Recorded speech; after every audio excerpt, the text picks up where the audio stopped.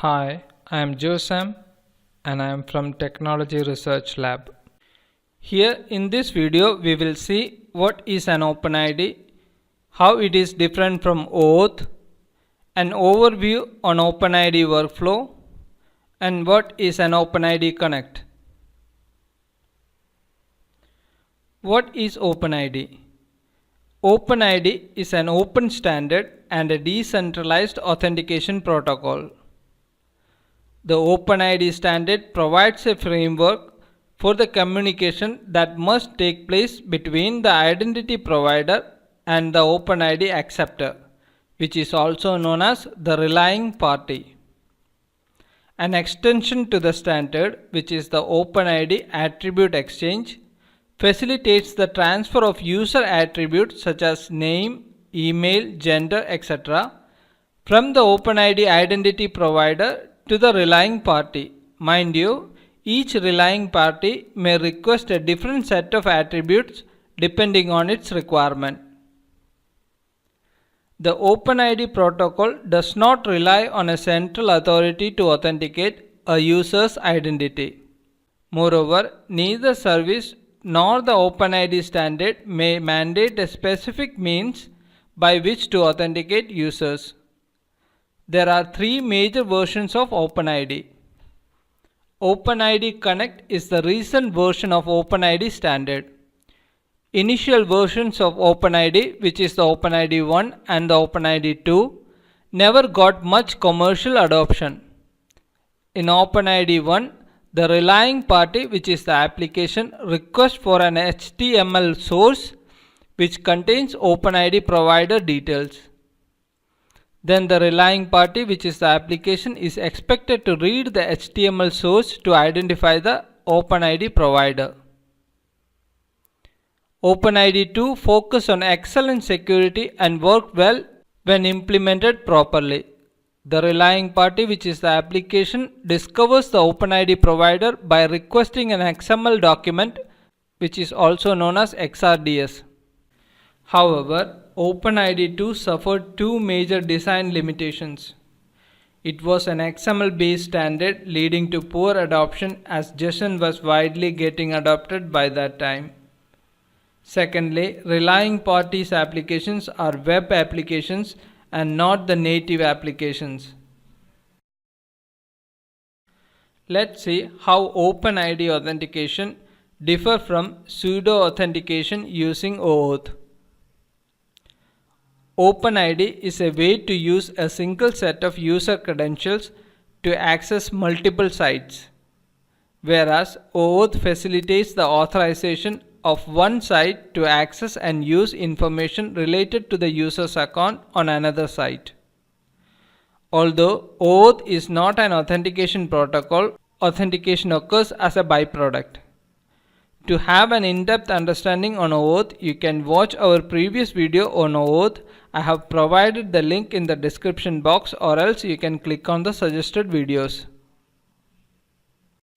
OpenID authentication versus pseudo authentication using OAuth. OAuth is an authorization protocol rather than an authentication protocol. Using OAuth on its own as an authentication method may be referred to as pseudo authentication.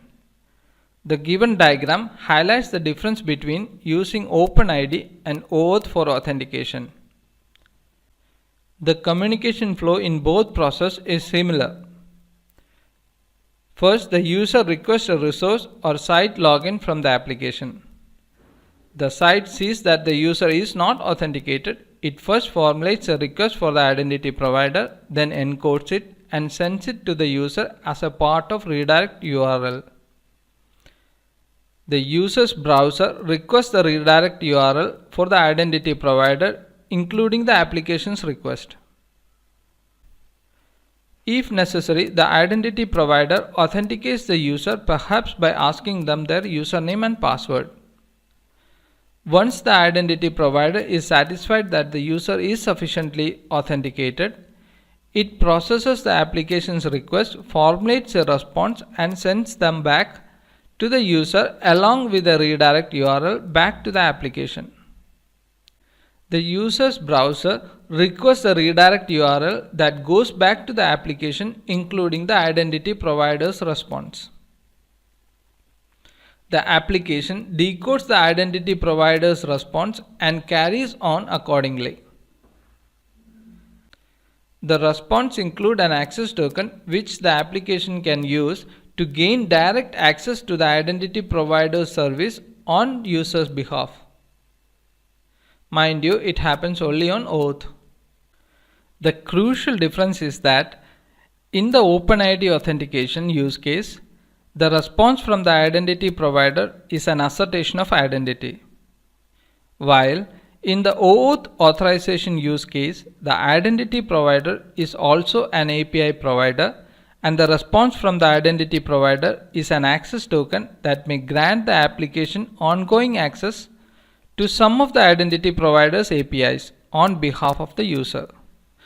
The access token, as shown in the example diagram, acts as a kind of valid car key that the application can include with its request to the identity provider, which prove that it has the permission from the user to access those APIs.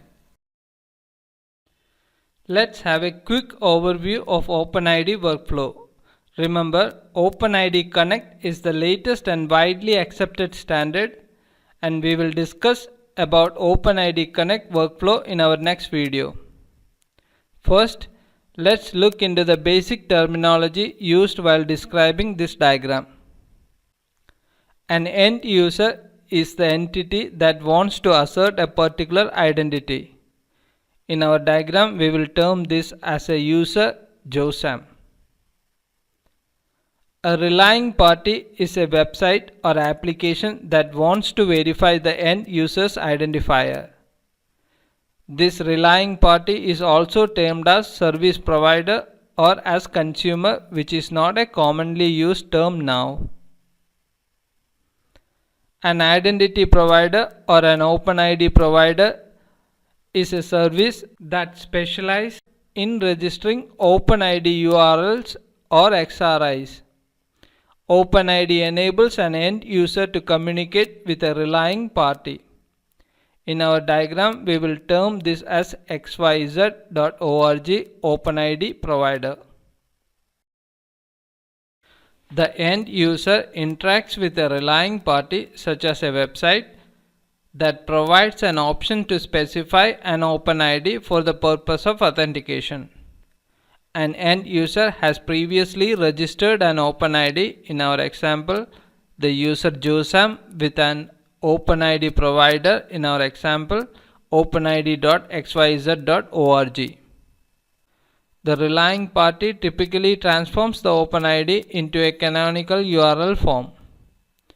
The relying party now may choose any of the two modes to communicate with the OpenID provider. Mode 1 being the check ID immediate,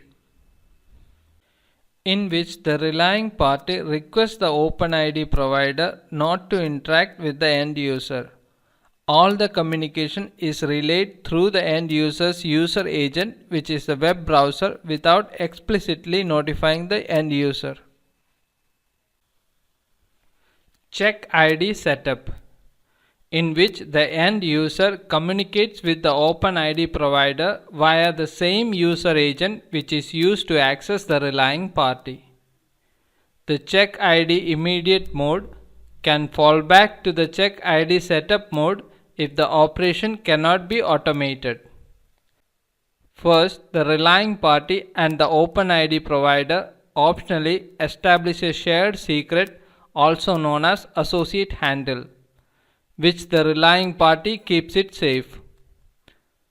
If using the check ID setup mode, the relying party redirects the end user's web browser to the OpenID provider, so that the end user can authenticate directly with the OpenID provider.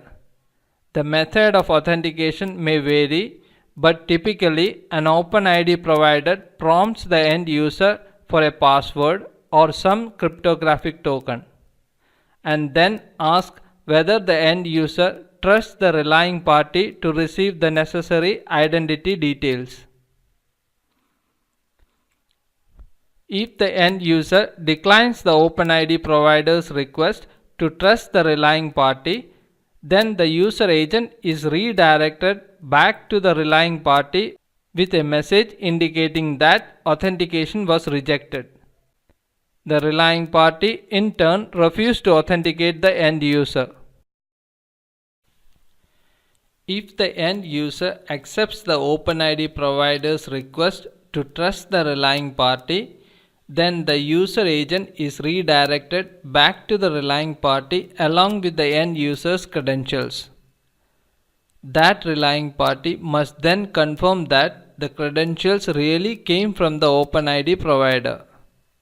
If the relying party and the OpenID provider had previously established a shared secret, then the relying party can validate the identity of the OpenID provider by comparing its copy of the shared secret against the one received along with the end user's credentials. After the OpenID has been verified, authentication is considered successful and the end user is considered logged into the relying party under the identity specified by the given OpenID, here in our example with josam.openid.xyz.org. The relying party then typically stores the end user's OpenID along with the end user's other session information. OpenID Connect.